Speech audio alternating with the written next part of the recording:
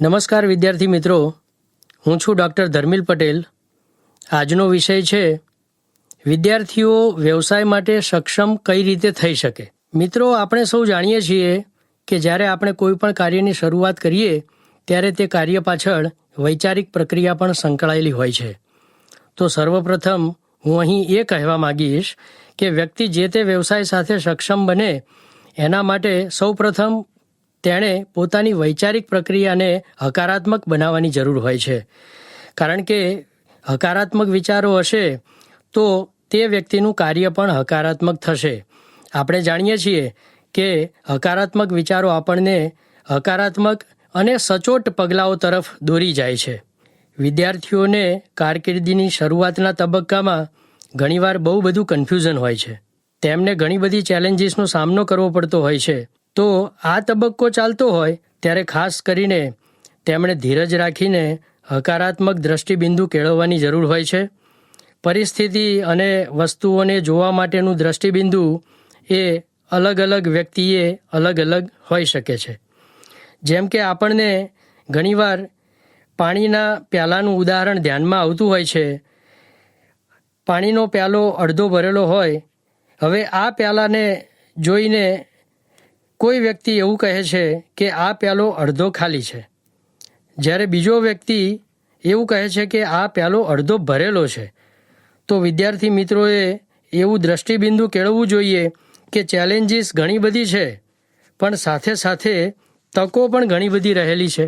વિદ્યાર્થીઓએ જે તે ક્ષેત્રમાં વ્યવસાય માટે સક્ષમ બનવા જે તે વ્યવસાય સંબંધિત કૌશલ્યનો વિકાસ કરવો જરૂરી બને છે. જે તે વ્યવસાયલક્ષી શૈક્ષણિક અભ્યાસક્રમોમાં વણાયેલા થિયોરિટિકલ કન્સેપ્ટ્સની ક્લેરિટી હોવી જરૂરી છે. સાથે સાથે તેની એપ્લિકેશન બાબતની એટલીસ્ટ સામાન્ય સમજણ હોવી જરૂરી છે. શૈક્ષણિક સંસ્થામાં અભ્યાસક્રમના ભાગરૂપે ઇન્ટર્નશીપ, ફિલ્ડ વર્ક કે એપ્રેન્ટિસશીપ વગેરેની પણ જોગવાઈ હોય છે.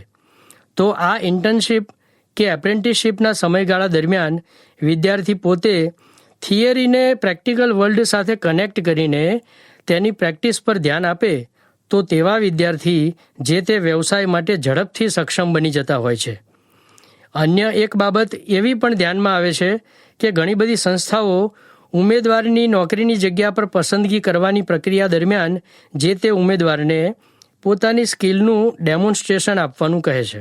તો વિદ્યાર્થીઓએ આવા ડેમોન્સ્ટ્રેશન માટે પણ તૈયાર રહેવું જોઈએ અને આવા ડેમોન્સ્ટ્રેશન માટેની મોક પ્રેક્ટિસ કરી વિદ્યાર્થી તેના માટે પોતાની જાતને સારી રીતે તૈયાર કરી શકે છે.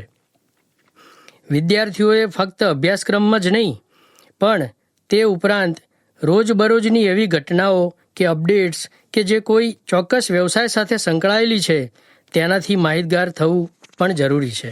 વિદ્યાર્થીઓએ જે તે વ્યવસાય માટે સક્ષમ બનવા તેમના સિનિયર્સ સાથે સંપર્કમાં રહેવું જોઈએ. કેમ કે આપણે જાણીએ છીએ કે જે લોકો જાત અનુભવ કરી ચૂક્યા છે તે લોકો આપણને જે તે ક્ષેત્ર વિશેના તેમના અનુભવો કહીને આપણને શું કરવું કે શું ન કરવું જોઈએ તેના વિશે સાચું માર્ગદર્શન આપી શકે છે.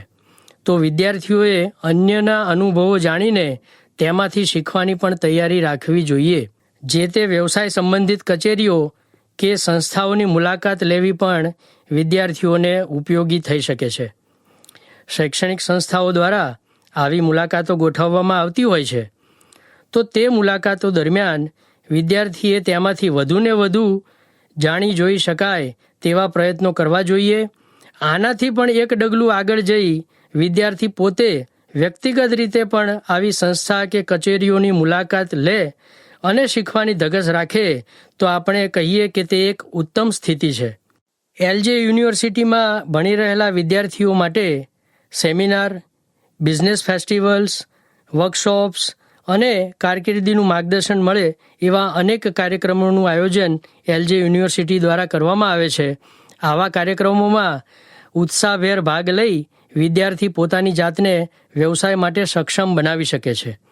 વિદ્યાર્થી મિત્રો, અંતમાં હું એટલું કહીશ કે જે તે વ્યવસાય માટે જરૂરી કૌશલ્યનો વિકાસ કઈ રીતે થાય તેવા પ્રયત્નો કરવામાં આવે અને સાથે સાથે પોતાનું મનોવલણ અને ટેવો વધુને વધુ હકારાત્મક બનાવવાના પ્રયાસો કરવામાં આવે તો વિદ્યાર્થી ચોક્કસપણે જે તે વ્યવસાય માટે વધુને વધુ સક્ષમ બની શકે છે. આભાર.